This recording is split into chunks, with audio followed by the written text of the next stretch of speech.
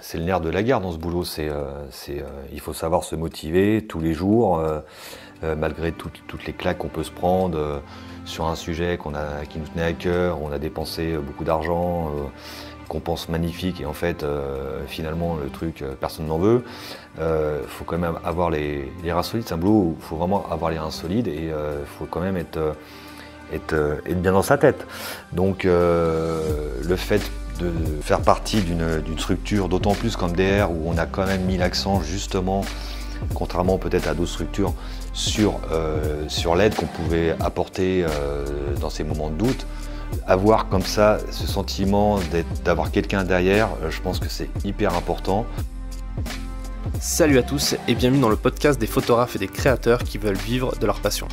Dans ce nouvel entretien, je vous présente Vincent Wartner, photographe, réalisateur et cofondateur de 2 collectifs d'auteurs. Après le collectif Riva Press, dont il fait toujours partie, Vincent vient de monter avec moi le collectif DR dont je vous parlais dans un précédent épisode. Avec lui, on va parler de l'intérêt de rejoindre un collectif quand on est photographe ou vidéaste indépendant et de tout ce que cela peut vous apporter dans votre vie professionnelle. Vincent nous parle aussi de son expérience comme photojournaliste salarié de rédaction du journal national 20 minutes où il était photoreporter notamment sur des reportages de guerre à l'étranger. Je vous souhaite une bonne écoute. On est avec Vincent Wartner du collectif DR, mon camarade de jeu avec qui on a confondé donc, ce collectif pour les photographes qui se lancent dans le reportage. Et on va vous en parler en détail dans cette interview. Mais si je voulais faire intervenir Vincent dans ce podcast, après plus de 70 épisodes, il était temps que tu passes dedans. C'est surtout pour ton expérience, pour que tu partages aujourd'hui ton expérience, ta longue expérience de reporter, photographe indépendant, qui a connu plusieurs étapes de la photographie professionnelle, à savoir être salarié pour un magazine, photographe salarié dans un grand magazine national de news, mais tu vas te présenter. Et ensuite dans les collectifs, justement, est-ce que tu peux te présenter, revenir un petit peu sur ton parcours, ta vie, ton œuvre, sans que ça soit trop long, parce qu'après ça risque d'être un peu pénible. Non, mais ça va être très court, Fred. Ça va être d'autant plus court qu'en fait j'ai commencé la photo assez tardivement, j'avais 35 ans à peu près, en 2007. Moi je viens d'une formation art plastique. Donc c'était mes études à la fac. Après je suis tombé dans l'infographie pour terminer dans un service de communication d'un grand groupe d'automobile française dont je tairai le nom. Mais tu peux parler du logo peut-être. Du logo en losange, tu veux dire? Ah oui. Ah merde, ça l'ai dit. Voilà. Donc travailler dans ce service de communication, ça m'a permis entre autres de commencer à vraiment faire de l'image autant en photo que vidéo. Et voilà, la vie a fait que j'ai dû quitter cette société et c'est là que j'ai fait en 2007 une formation de 6 mois à l'EMI CFD qui était à l'époque dirigée par Wilfried Estève, que tout le monde commence à bien connaître. Et voilà.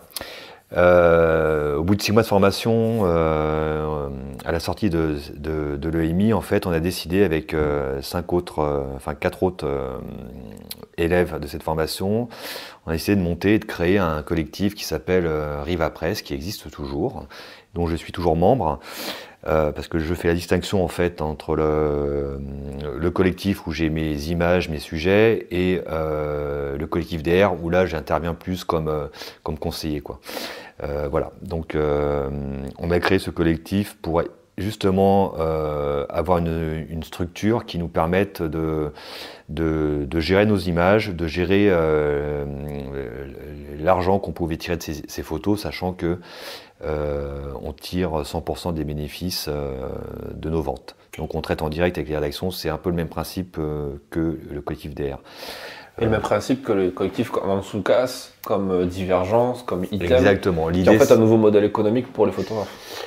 C'est un nouveau modèle économique. Enfin nous on voyait ça comme un nouveau modèle économique, mais surtout comme une façon d'avoir de la visibilité, de mettre en commun nos moyens financiers aussi, parce que ça coûte de l'argent de faire tout ça, de diffuser ces photos. Et monter ces structures, ça nous a permis d'accéder à des choses comme Pixpalace, d'avoir un stand à Visa, voilà, de nous faire connaître, des rédactions. Et c'était vraiment, ça nous a quand même donné un bon coup de pied, quoi. Enfin, ça nous a vachement aidé. Et voilà. Donc, je suis resté quelques années dans ce collectif.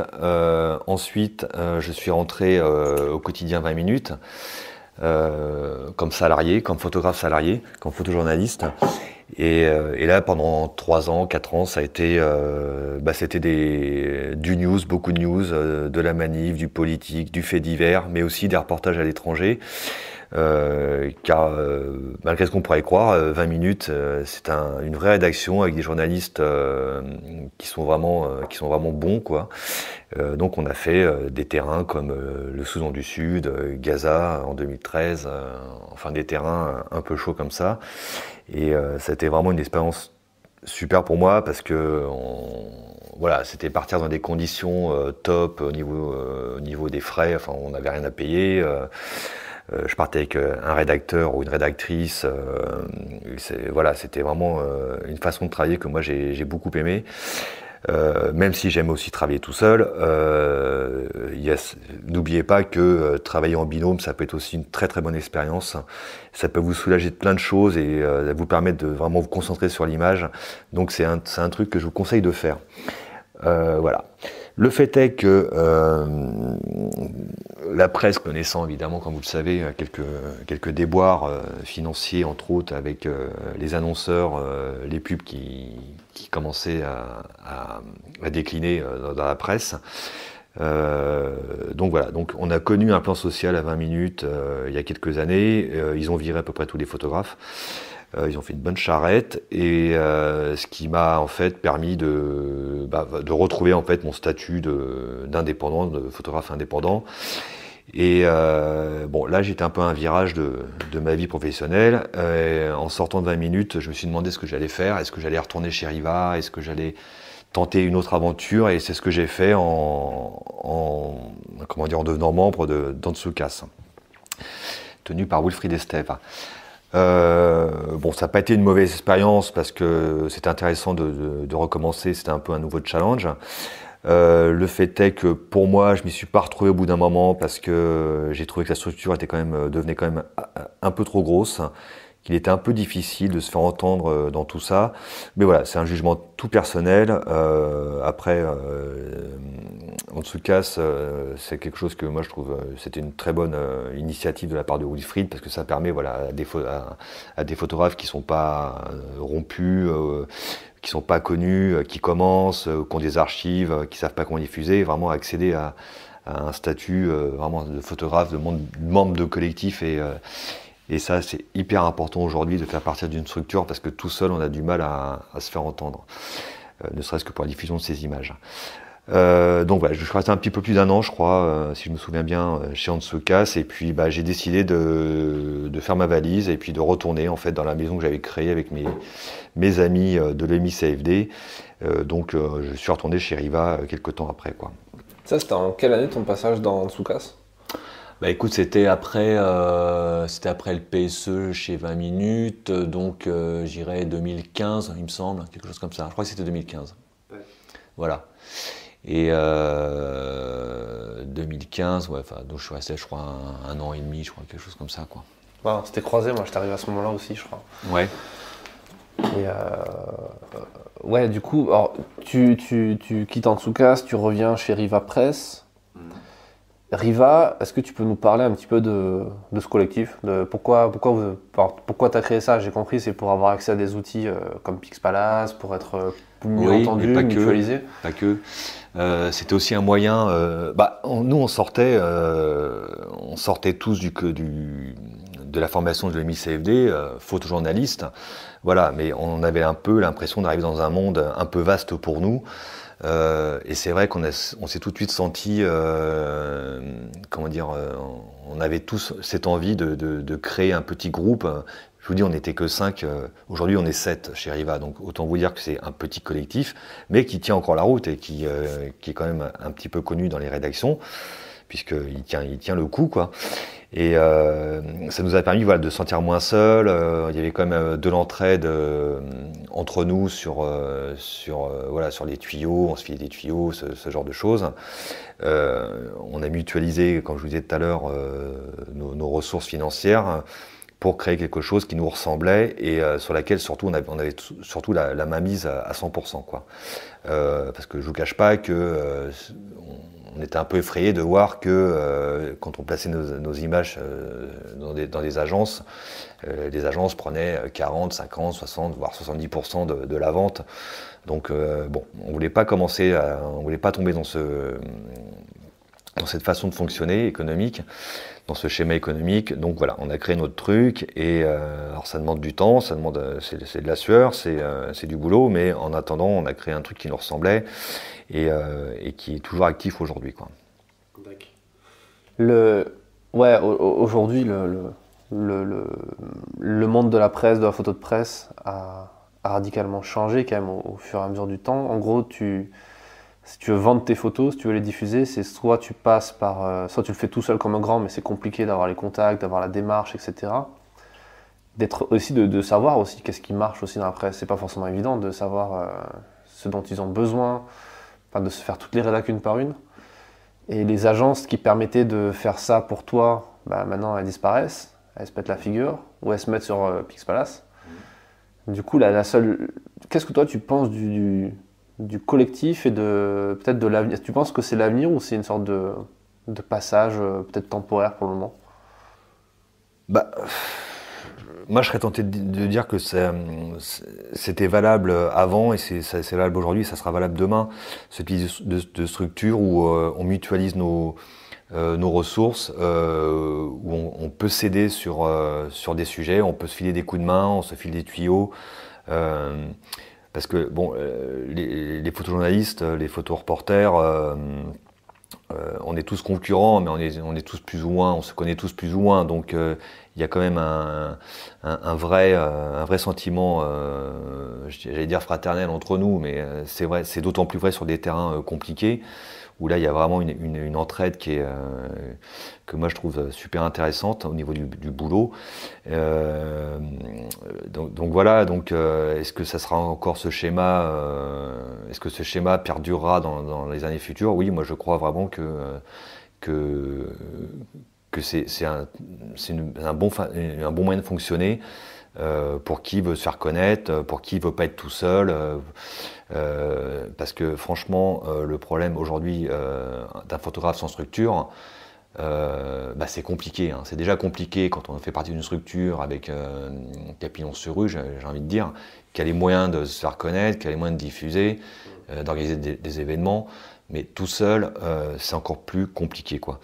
Donc moi, c'est vraiment un truc que je trouve motivant et que je recommande aux photographes qui se lancent dans le métier, c'est d'essayer de rentrer dans ce genre de structure, ou alors de créer carrément leur collectif, hein. Après, voilà, il y a toutes les possibilités, quoi. Mais ne pas rester dans son coin. Je pense que c'est une erreur. Être confronté aux autres, c'est aussi une espèce d'émulation. On voit ce que fait l'autre, on trouve ça super, on a envie de faire mieux. Voilà, c'est un peu comme quand on va à Visa où on voit des trucs, des reportages qui sont à tomber, qui sont passionnants. Et alors on a envie de faire ça. Donc voilà, se confronter aux autres, ça peut être que positif pour vous. Et en même temps, je sais pas si tu seras d'accord avec ça, mais quand moi je suis entré chez Antsoukas, j'avais l'impression, j'ai compris assez rapidement que il faut pas croire que c'est un peu une baguette magique, le truc, le fait de rentrer dans un collectif, que le fait d'être avec des gens, et en plus des gens qui se démerdent plutôt bien, c'est un peu ce qui va faire, qui va tout changer, qui va faire que ça va marcher tout seul, parce que sous prétexte tu vas mettre des photos sur Pixpalace ou ça va marcher. Et c'est ce qui nous a poussé aussi à créer le collectif, c'est-à-dire de faire, le collectif DR, pour pouvoir accueillir des gens qui ne sont pas autonomes et qui ont besoin d'être vraiment drivés de A à Z, comme toi tu le fais aussi. C'est un peu ta mission, une de tes missions dans ce collectif aussi, d'être assez attentif à ça. Et Est-ce que quel conseil tu donnerais à quelqu'un qui a conscience ou au contraire qui n'a pas conscience de ça, justement, qu'il faut être autonome et même dans un collectif? Comment toi tu l'as perçu? Est-ce que tu as eu ce constat aussi quand tu es arrivé, quand tu as créé Riva ou quand tu es arrivé chez Antsukas? Comment tu gères ce moment de dire il faut quand même que je compte pas forcément sur les autres pour m'en sortir? Tu vois ce que je veux dire? Surtout quand tu as connu le salariat où on te disait le matin à quelle heure tu partais sur un reportage ou... Ah bah c'est le nerf de la guerre dans ce boulot. Il faut savoir se motiver tous les jours, malgré toutes les claques qu'on peut se prendre sur un sujet qui nous tenait à cœur. On a dépensé beaucoup d'argent, qu'on pense magnifique, et en fait, finalement, le truc, personne n'en veut. Faut quand même avoir les reins solides. C'est un boulot où il faut vraiment avoir les reins solides, et faut quand même être bien dans sa tête. Donc le fait de faire partie d'une structure, d'autant plus comme DR, où on a quand même mis l'accent justement, contrairement peut-être à d'autres structures, sur l'aide qu'on pouvait apporter dans ces moments de doute. Voilà, moi je trouve ça c'est important dans ce boulot. On peut très bien aimer travailler seul. Comme je disais, moi j'adore aussi partir tout seul, mais le fait de savoir qu'on a quelqu'un derrière, toujours, qu'on puisse contacter en cas de problème, en cas de galère, on n'arrive pas à passer un checkpoint, on peut essayer de se démerder, enfin voilà, il y a avoir comme ça ce sentiment d'avoir quelqu'un derrière, je pense que c'est hyper important. Parce que voilà, quand on est tout seul à l'étranger sur des trucs, sur un sujet, sur des zones pas faciles, il peut y avoir des doutes, il peut y avoir des moments où on est bloqué, on manque de motivation, on a peur de quelque chose, on n'est pas serein, quoi. Donc voilà, donc faut prendre ça en compte, c'est que c'est un boulot certes très solitaire, mais le fait comme ça d'être dans une structure où on peut être cadré, conseillé, remotivé, moi je pense que c'est hyper important, d'autant plus pour les gens surtout pour les gens qui commencent, quoi. Enfin, ouais, qui se lancent dans le boulot. Comme je disais tout à l'heure, moi quand j'ai commencé, le fait de se rapprocher entre nous, de créer Riva, ça a permis quand même de ne pas se noyer, de ne pas partir à droite, à gauche, et d'essayer de vraiment se recentrer sur ce qui était important et sur les questions les plus importantes, quoi. Donc, et puis toujours avoir cette possibilité d'avoir un œil critique sur son boulot. Et quand on commence, faut supporter la critique, il faut entendre les critiques, parce que c'est comme ça qu'on progresse. Et ça évite de faire beaucoup d'erreurs et de perdre du temps, de l'argent, et d'essayer de partir sur un sujet avec bien préparé. Mieux ça sera préparé en amont, plus vous aurez de chances de réussite et plus vous aurez de chances de vendre votre sujet, quoi.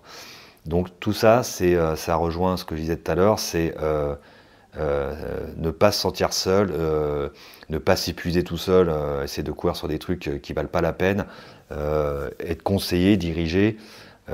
Franchement, c'est un truc, c'est hyper important, surtout pour les débutants, quoi. D'ailleurs, ça me fait penser à un truc. C'est un peu comme un collectif. Moi, je le vois aussi comme une sorte de groupement d'entrepreneurs qui ferait du réseau. Tu vois, comme une sorte de BNI où il y aurait différents types de professions. Parce qu'au final, on est tous photographes, ok, mais on n'est pas tous photographes de la même façon, on ne couvre pas les mêmes sujets, on n'a pas les mêmes centres d'intérêt.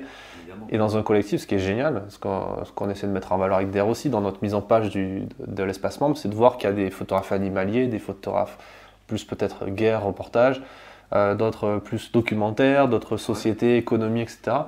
Et quelque part, le fait d'être dans une structure, tu as l'impression de vraiment plus être en concurrence déjà de base parce que tu te concentres sur ce que tu veux faire et ce dont tu es bon, c'est pourquoi tu es bon. Et en plus, les gens vont te pousser, tes potes en quelque sorte, un peu comme dans ta famille, ou quand dans une réunion de famille, on va parler du petit neveu qui est bon en informatique et pas forcément de l'informaticien qu'on connaît à côté, quoi. Ça, c'est assez intéressant aussi. Bah évidemment, et puis alors quand tu dis qu'on n'est pas concurrent, bon c'est pas tout à fait vrai parce que forcément, tout le monde va vouloir faire des sujets et les présenter à la rédaction. Donc forcément, on risque de se trouver en concurrence. Sur un événement à Paris, une manif, un truc comme ça, forcément, il y aura d'autres gens du collectif qui seront là. Sur le même événement. Sur le même événement. Et encore, tu peux le traiter de façon différente, l'événement. Après, c'est là qu'il faut être malin et essayer de ne pas faire ce que fait tout le monde. Après, tout le monde cherche à faire différent de son voisin photographe, mais voilà, il y a toujours des moyens de s'extraire de ce qu'on appelle la meute, hein. Tout le monde connaît ce mot, et d'essayer de faire des trucs un peu différents, quoi. Le truc, c'est que même sur le terrain, en fait, c'est aussi une façon de pouvoir s'entraider, de se filer des conseils quand on fait partie du même collectif, mais même avec les photographes qui font pas des autres collectifs, des autres agences, il y a toujours ce petit côté assez sympa que moi je fais moins de news maintenant, donc c'est un truc qui me manque un peu, de toute cette petite bande de photoreporters que je côtoyais avant, quoi. Voilà. Mais c'est vrai que je sais plus quelle était ta question au départ, quoi, mais en tout cas, appartenir à un groupe, ça crée tout de suite une émulation, ça c'est évident, quoi. Et ça permet de se recentrer aussi sur son cœur de métier aussi, sur ce qu'on a envie de faire, sur quoi on est bon, et on est recommandé, tu vois. Un photographe animalier, il va être recommandé par un photographe qui fait plus du documentaire. Un photographe de mariage va être plus recommandé par un photographe qui fait du news et qui n'a pas forcément envie de faire un mariage à ce moment-là. Tu vois ? Oui, il peut y avoir ce genre de truc aussi, ce genre de plan, quoi. Mais et puis penser à autre chose. Une chose, c'est que il y aura toujours forcément dans un collectif je vais dire entre guillemets, des têtes d'affiche, quoi, des gens qui marcheront mieux que les autres. Mais ça, c'est comme ça, c'est normal. Mais le fait est qu'il y a des gens qui marchent bien dans le collectif, c'est bon pour tout le monde, parce que les rédactions vont venir s'intéresser à ce collectif, voir qui y a à côté de ces têtes d'affiche, qui fait quoi. Ah bah tiens, il y a quelqu'un qui fait des sujets un peu comment dire, un peu hors norme sur des zones comme le Groenland. Je sais pas, quelqu'un qui est habitué qui va régulièrement faire des sujets sur les cétacés, sur les orques, les baleines, ou je sais pas, ce genre de choses, ou qui a l'habitude d'aller sur certaines zones bien spécifiques, ça, les rédactions le remarquent aussi, quoi. Oui, ça permet d'être dans une sorte de catalogue au final, où ta place, enfin le fait que tu sois là, permet d'être déjà plus visible. Exactement, grâce aux oui. autres. Enfin, on est comme des produits, faut essayer de se vendre, quoi, et c'est pas évident. Donc, le collectif peut aussi amener ça, c'est-à-dire qu'on peut aussi faire de la pub pour telle ou telle personne qui va partir dans tel ou tel pays pour faire tel ou tel sujet, quoi. Et l'idée étant d'essayer de prévendre des sujets pour déjà avoir des frais d'avancée et puis d'avoir une précommande. Ça c'est vachement bien, quoi. Est-ce que tu as des exemples, toi, qui te viennent à l'esprit comme ça, de cas où, avec Antsukas ou avec Riva, tu as eu des petites anecdotes comme ça, des trucs qui te sont arrivés grâce au fait que tu étais dans le collectif? Oui, après il y en a plein, mais typiquement, par exemple, Antsukas, par exemple, c'était pendant la guerre de Kobané, à la frontière turque. J'y suis allé, je crois, 5 fois de suite. J'ai jamais réussi à passer la frontière, la frontière pour aller sur Kobané. Bon, échec mission, mais bon, c'est des choses qui arrivent. J'aurais peut-être pas dû m'acharner comme ça, mais bon, je l'ai fait, c'est trop tard.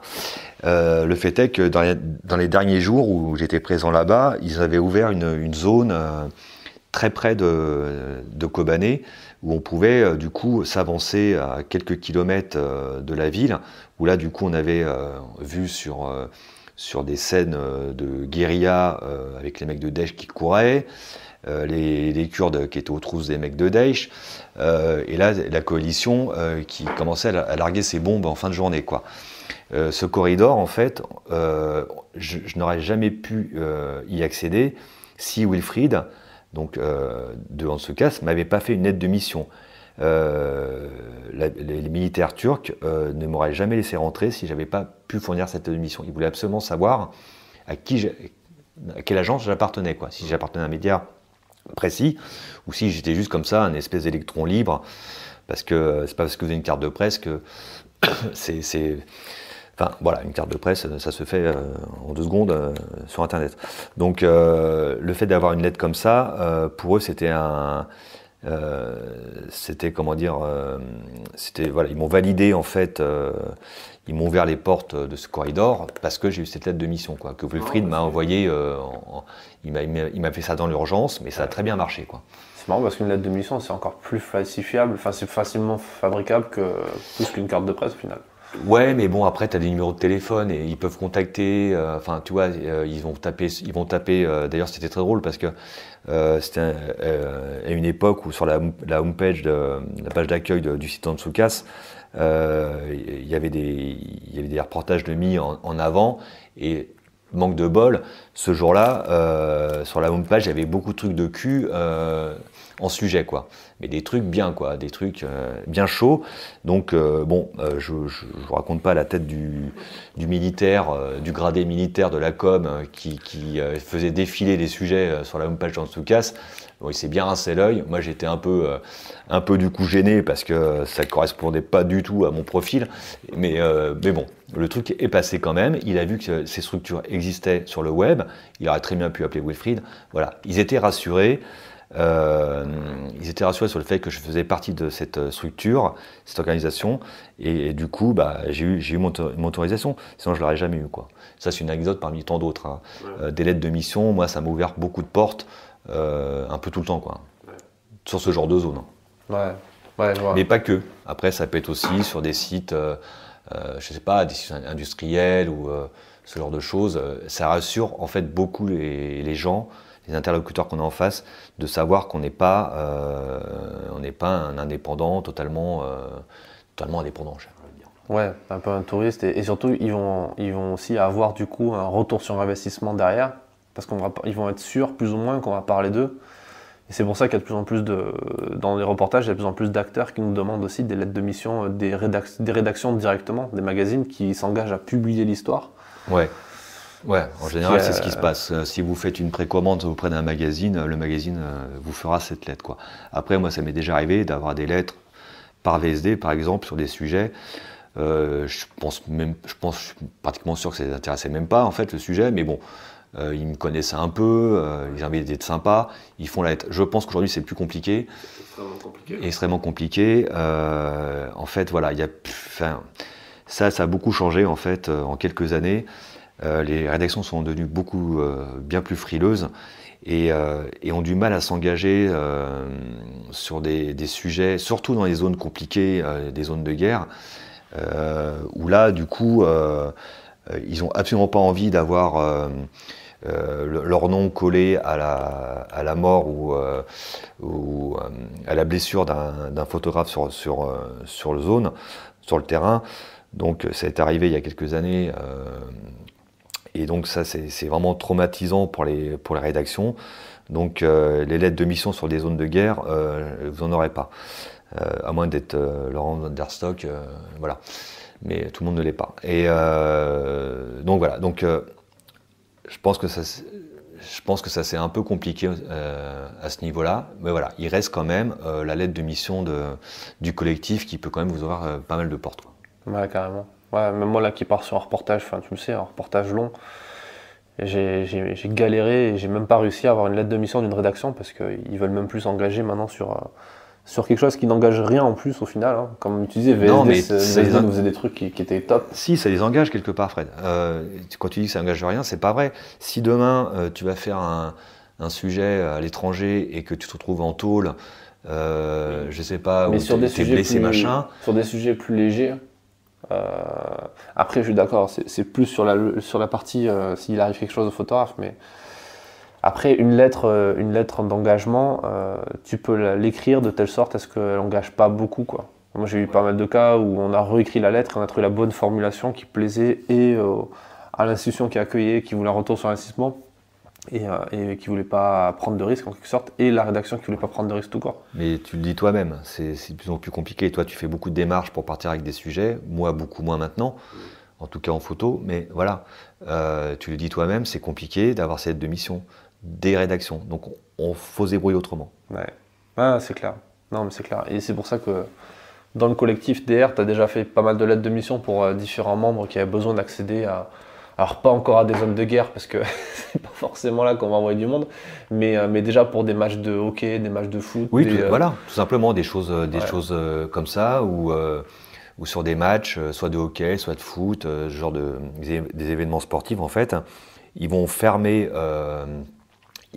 l'accès à beaucoup de photographes parce qu'ils considèrent que, déjà, il n'y a pas, autour d'un terrain de hockey, il n'y a pas énormément de place pour coller des dizaines de photographes et de personnes qui font de la vidéo aussi, il ne faut pas les oublier, les caméramans, qui prennent aussi beaucoup de place autour d'un terrain, mais donc ils préfèrent encore accréditer des photographes qui viennent de rédaction style L'Équipe ou des agences de sport, mais c'est pas pour ça qu'il faut pas essayer, mais ça devient compliqué de rentrer sur ce genre de... Même sur des terrains style match de hockey qui sont pas mondiaux, quoi, mais voilà.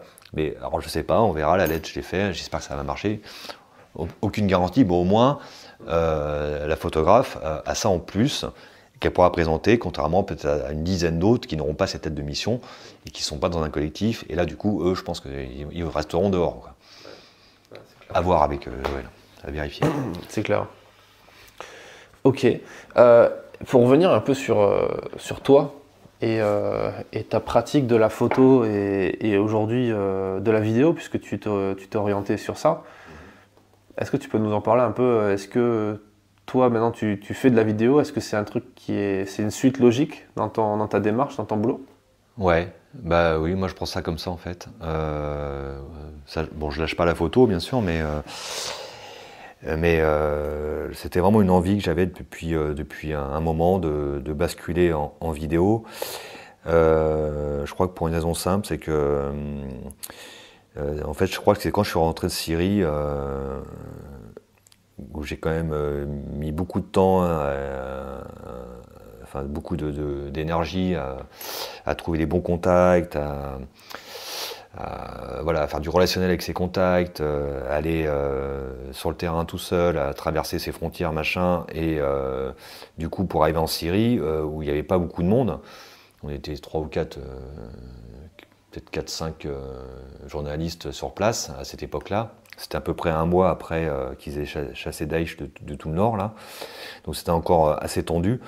Mais voilà, c'était une grosse expérience. Le fait est que quand je suis rentré, je me suis rendu compte que il y avait quand même une espèce de goût d'inachevé, parce que j'avais ramené finalement peu de photos.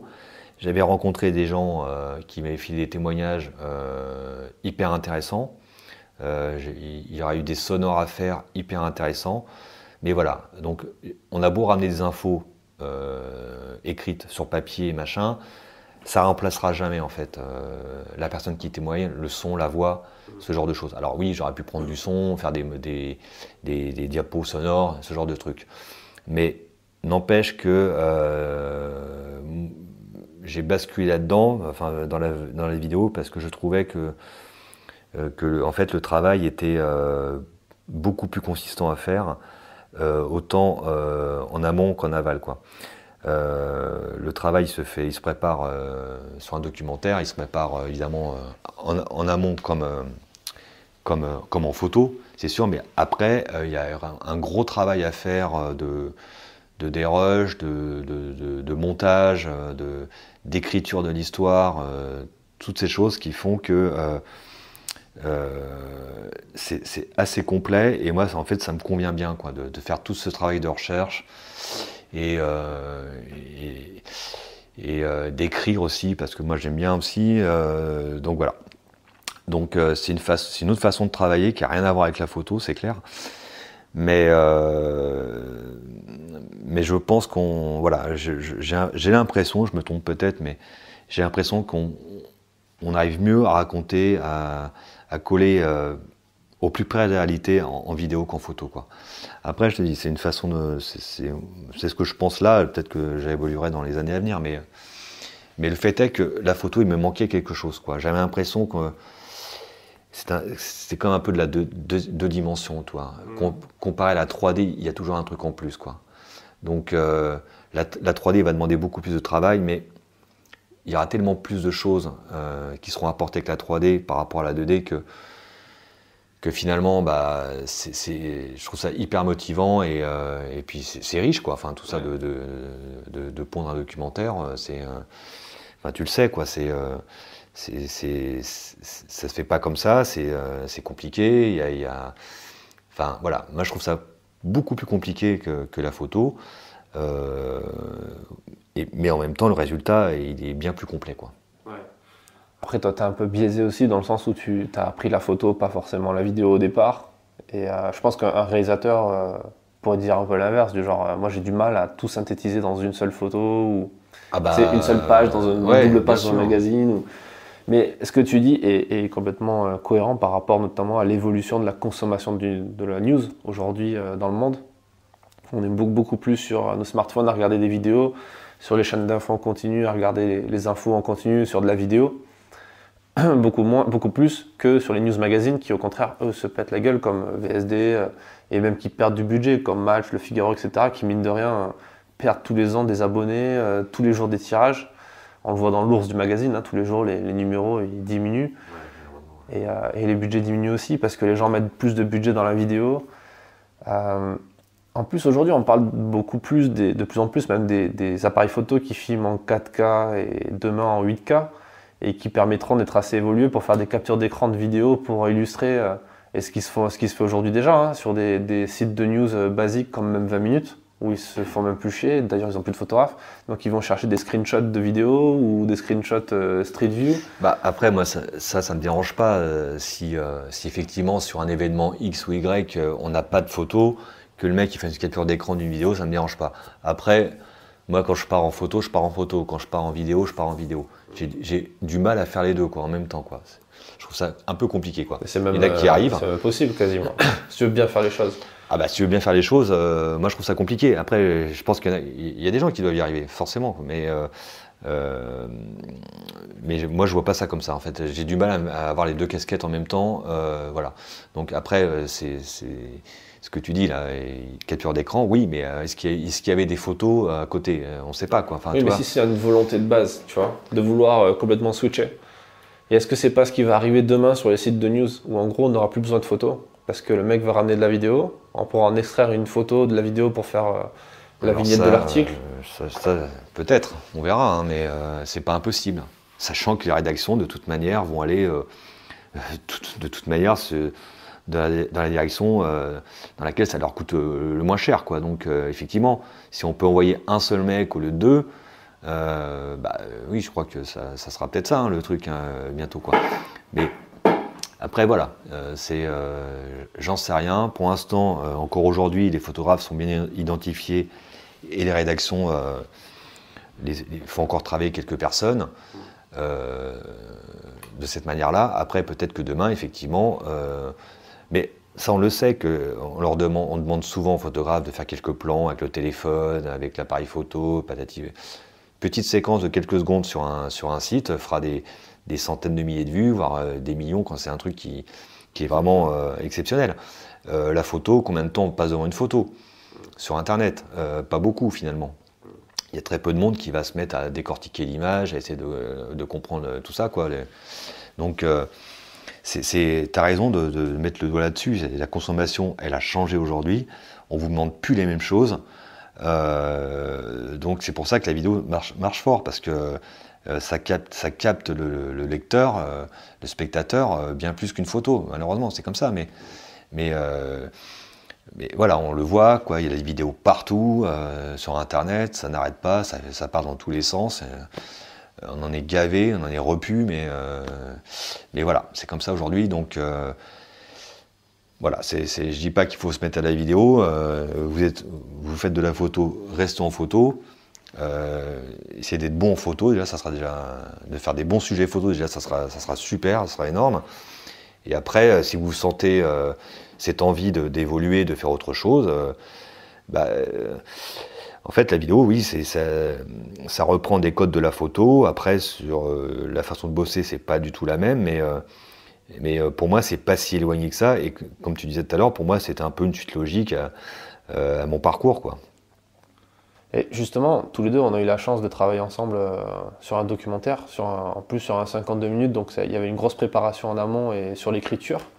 Et toi, comment on s'est rendu compte que déjà la création du synopsis, c'était 100 fois plus, pas compliqué, mais 100 fois plus poussé à développer, à mettre en place, parce que les problématiques ne sont pas les mêmes. Comment toi tu l'as... Parce que moi j'ai pris ça comme une expérience vraiment extraordinaire, dans le sens où j'ai appris beaucoup de ça, et maintenant je suis beaucoup plus rigoureux sur mes synopsis pour les magazines et sur la photo. Je le confirme. Comment toi tu l'as vécu ça? Bah écoute, très bien, parce que moi c'est pas quelque chose qui m'était complètement inconnu, pas parce que j'en avais déjà fait, mais parce que j'ai la chance d'avoir dans ma famille quelqu'un qui fait ça depuis plus de 20 ans, qui a fait beaucoup de documentaires de long format pour un peu toutes les chaînes et agences type Capa, il fait Papillon, tout ça enquête exclusive. Donc j'avais déjà un peu quelques notions de ça sans l'avoir fait. Donc quand on nous a demandé de faire un dossier de préparation pour les chaînes, pour présenter le sujet, oui effectivement, le dossier il est conséquent. Faut réfléchir à tout en amont, parce que forcément il y a des choses qui seront pas, qu'on adaptera sur le terrain, parce qu'on l'a bien vu, ça se passait pas comme on voulait, hein. C'est pour ça qu'on est rentré un peu plus tôt, mais en tout cas, la différence entre la photo et la vidéo, c'est que on va vraiment vous demander quelque chose de très précis sur ce que vous allez ramener, car une chaîne ne s'engagera pas à vous acheter un documentaire si vous restez flou, quoi. Si ils veulent savoir exactement, ils veulent s'imaginer déjà ce qu'ils vont voir à l'écran, quoi. Donc il faut leur raconter une histoire, il faut les faire un peu rêver, et en étant précis. Et alors évidemment, tout ce que vous mettez dans votre dossier, ça sera sûrement pas fait à 100%, mais vous aurez d'autres choses, il y a des trucs que vous allez abandonner. Enfin voilà, c'est comme un sujet photo. Quand on part, on imagine des choses, on n'arrive pas à les réaliser, mais par contre on va faire d'autres trucs. Voilà. Sauf que là, c'est encore plus, il faut être encore plus précis, et donc la préparation est beaucoup plus compliquée, car il faut avoir tous les contacts en amont. Faut pas inventer des persos qu'on ne rencontrera pas, parce que ça, les chaînes vont pas aimer, ni la boîte de prod.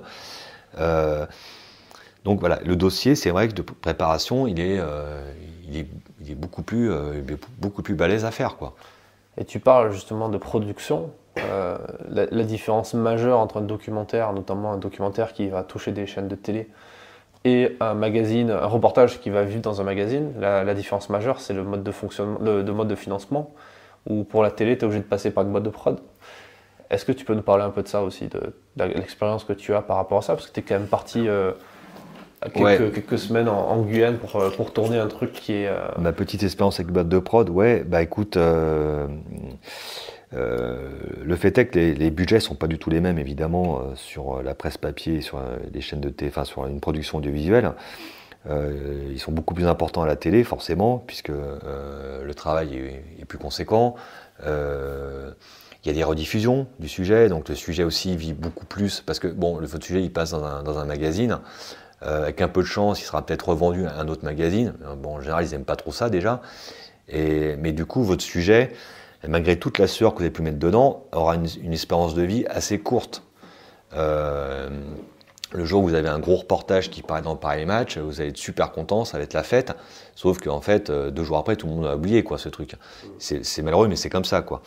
L'avantage d'un documentaire télé, alors je précise quand même que pour l'instant, j'en ai pas qui sont passés à la télé, hein, c'est en cours, on verra. On essaye de vendre, on verra bien, mais voilà. Mais c'est un documentaire qui sera rediffusé. Donc qui aura une espérance de vie quand même un peu plus longue, quoi. Donc déjà rien que pour son ego c'est quand même plus sympa, quoi. Et puis faut pas se cacher, enfin pas se cacher, mais c'est aussi au niveau financier, effectivement, c'est beaucoup plus rémunérateur qu'un sujet photo qui va faire un one shot dans un magazine, quoi. Parce que là, tu touches des droits d'auteur aussi sur chaque rediffusion. Exactement. Exactement, et les chaînes, quand elles achètent un documentaire, elles aiment bien le rediffuser et le rediffuser. Ils pouvaient voir des documentaires encore aujourd'hui qui ont été faits il y a quelques années, il y a plusieurs années, et qui passent encore, quoi.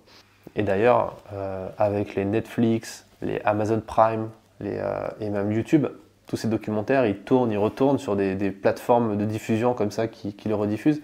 Et à chaque fois, c'est des droits collectés qui reviennent au réalisateur, à l'auteur du documentaire. Et la boîte de prod.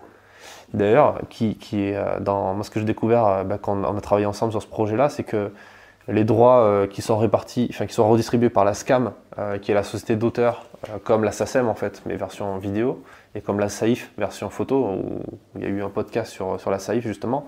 La SCAM donne ses droits aux auteurs du documentaire, et un photographe, même s'il ne touche pas une caméra pendant tout le processus, peut toucher ses droits aussi, puisqu'il fait partie des gens qui ont écrit le film, et même dans la réalisation, parce qu'un réalisateur, enfin toi tu as fait l'expérience aussi, enfin tu l'as vu sur le projet sur lequel on a travaillé, il n'y a pas forcément besoin d'être cadreur à 100% non plus sur le projet, même si c'est important.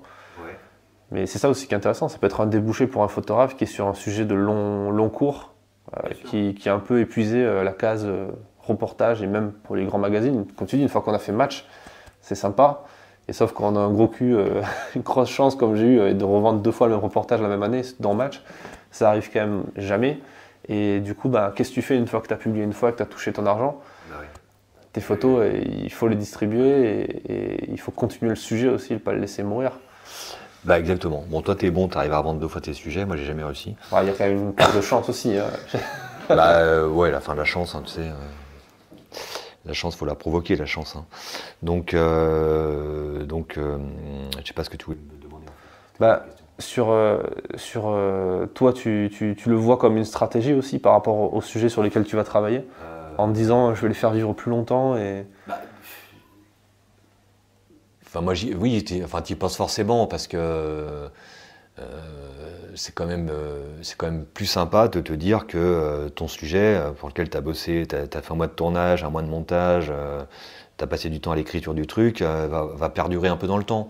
Tu vois, quand tu sais que c'est rediffusé, t'es quand même super content, quoi. Enfin, voilà, et ça vit, voilà. Et on fait ce boulot pour qu'on. Photographe comme vidéaste, de toute façon, on fait ce boulot pour que nos images soient vues, quoi. C'est pas pour regarder chez nous, quoi. Donc notre but, c'est de les montrer, quoi. Donc c'est vrai qu'il y a ce côté aussi, mes images vont être vues par le plus grand nombre, et ça booste, ça motive. Enfin voilà, bon après c'est beaucoup de boulot, mais moi je trouve ça assez passionnant sur certains sujets qu'on a pu faire là, sur ce qu'on a fait tous les deux, sur Rammstein ou sur ce que j'ai fait récemment en Guyane. Hein. Bon ça me permet d'entrer dans des milieux que j'aurais jamais pu atteindre et de découvrir des mondes, et voilà, c'est un boulot, de toute façon on est tous curieux, on arrive dans des endroits, sur des sites, sur des boulots, je sais pas, dans des trucs qu'on connaît pas du tout, et puis notre boulot étant d'être curieux, on apprend plein de trucs, enfin c'est motivant tout ça, quoi. Ouais, on vit des aventures uniques. Tu peux nous parler de ta dernière aventure justement en Guyane? Je pense que quand même c'est un truc qui est... Ce que tu as vécu, il y a très peu de gens qui l'ont vécu. Ça peut avoir le coup d'en parler. Ouais, écoute, en fait ça a été un truc... En fait, on m'a proposé de partir sur une expédition. Je ne vais pas pouvoir trop en parler parce que c'est quelque chose qui n'est pas passé encore dans les chaînes, donc c'est un peu, voilà, on garde quand même un peu la primeur du truc. Mais bon, en gros, on m'a proposé de partir. Alors j'ai eu 24 heures pour me préparer, ce qui était un peu dingue, mais sur la Guyane pendant un mois en autonomie totale avec poursuivre deux scientifiques du CNRS qui allaient à la rencontre des chercheurs d'or clandestins, des Garimperos, au fin fond de l'Amazonie, quoi. Et le tout protégé par 9 légionnaires du 3e héroïde Kourou. Et donc voilà, moi les légionnaires, j'avais jamais travaillé avec eux, la forêt amazonienne, j'avais jamais mis les pieds, la Guyane encore moins. Donc ça a été, quand je dis que c'était une expédition, c'était une vraie expédition, quoi. Donc ça a été un mois de galère, un mois de, j'allais dire de souffrance, mais en même temps avec des gens qui étaient vraiment formidables. Je pense surtout, enfin spécialement à mes amis de la Légion, de la SAED de Kourou. Là, j'ai pu voir atteindre un monde que je n'aurais jamais atteint tout seul. Expérience unique, voilà, dans la forêt amazonienne, dans la jungle, avec tout ce que ça comporte comme petite problématique. Hein. Voilà, ça a été des conditions de tournage hyper compliquées, saison des pluies tardives, humidité à 3000%, tout le temps dans les canoës, dans la flotte. Donc là c'était tournage à la caméra, à la GoPro, au téléphone beaucoup parce que le téléphone supporte bien l'humidité, contrairement à la GoPro et à la caméra. Donc voilà, donc tout ça on a ramené, j'ai ramené un mois de rush, ce qui représente quand même beaucoup d'heures de tournage. On a passé une semaine, une grosse semaine avec une monteuse à dérocher tout ça et à commencer à construire l'histoire. Et c'est là que c'est intéressant, c'est qu'en vidéo, bon, on peut le faire aussi en photo avec un editing, en jouant sur l'editing, mais en vidéo, il y a l'idée il y a le passage au montage qui là est un truc assez magique, quoi, parce que chaque monteur ne fera pas le même montage, donc racontera l'histoire différemment. C'est vraiment un travail en binôme en fait, le montage d'un doc, et ça, moi je trouve ça, j'adore aussi travailler avec des gens qui connaissent bien leur taf, quoi. Donc voilà, on va raconter l'histoire de telle ou telle manière suivant le montage, et il y a plusieurs options. Donc voilà, il faut choisir les bonnes options. Le ton du montage, le ton du doc, tout ça, ça se décide au montage. Et c'est un travail, voilà, c'est un travail assez consistant qu'on a à faire, que je fais maintenant là. Et c'est passionnant, quoi. Ouais, parce que t'es modeste quand tu dis que c'était un peu difficile, parce que pour y être allé en Guyane et pour ne plus avoir envie d'y retourner, surtout là où on est allé. Ah, mais la différence, c'est que moi j'ai envie d'y retourner. Ouais. Mais les légionnaires disent que c'est pas un milieu extrême ni dangereux, c'est un milieu exigeant. Ils te l'ont dit, ça? Non, ils m'ont pas dit ça. Par contre, ils m'ont dit qu'ils étaient contents qu'ils n'avaient pas parié 1 euro sur ma tête, hein, quand ils m'ont vu arriver. Bah, je t'avoue, moi non plus, avant que tu partes. Hein, quand voilà, tu m'as dit, hein. Oui, exactement. Tu m'as déconseillé d'y aller. J'en ai fait qu'à ma tête. Et non, c'était trop tentant en fait. Et je m'attendais à quelque chose une grosse aventure, mais c'était plus qu'une aventure, quoi. C'était même un travail sur moi-même au fin fond de la forêt, faut le dire. Hein.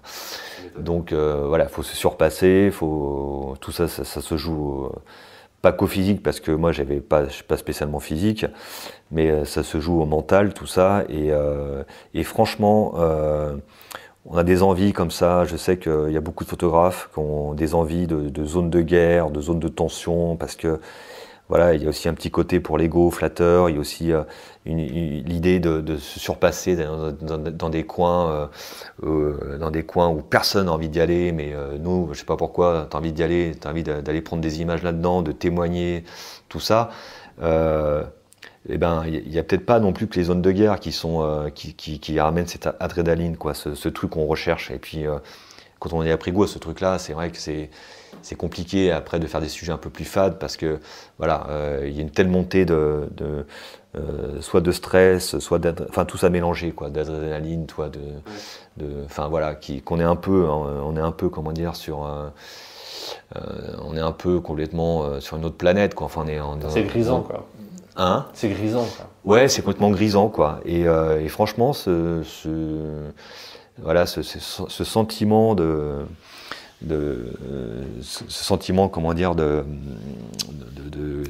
d'adrénaline, quoi. Bon, il n'y a que ça qui me vient à l'esprit, mais c'est un peu ça, quoi. Là, je l'ai retrouvé, tu vois, comme j'avais pu le trouver en essayant de passer la frontière syrienne, où ça marchait pas. Enfin, voilà, il y a un truc comme ça qui est super motivant, et c'est pour ça que moi, j'y retournerai bien, quoi.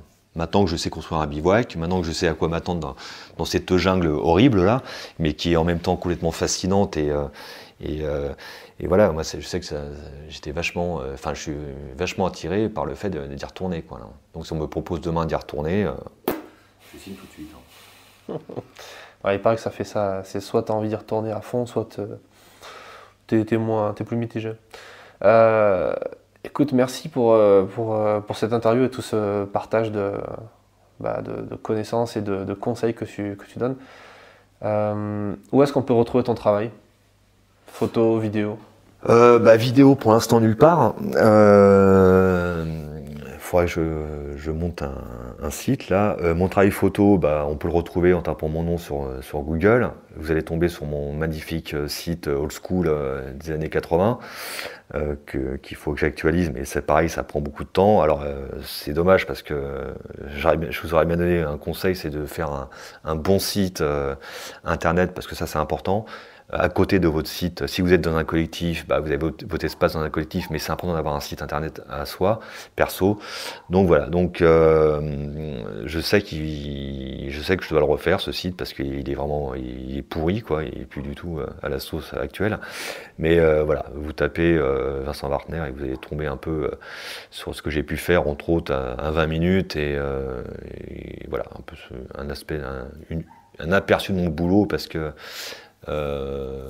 j'ai mis vraiment que les reportages un peu consistants quoi, mais il y a aussi toute la partie que j'ai pu faire à 20 minutes comme photographe de news où là pour le coup c'était vraiment photographe de presse parisien voilà avec une multitude de sujets à traiter. Enfin c'est une période que je regrette un peu quand même parce que c'est pareil, il y avait quand même un côté adrénaline là-dedans, à courir, à traverser Paris en moto 12 fois par jour, à cavaler d'une manif, un portrait politique, voilà, on rentre de Gaza, on se retrouve 2 jours après sur les podiums de la Fashion Week, enfin voilà, il y a un côté complètement schizo qui était quand même assez sympa quoi.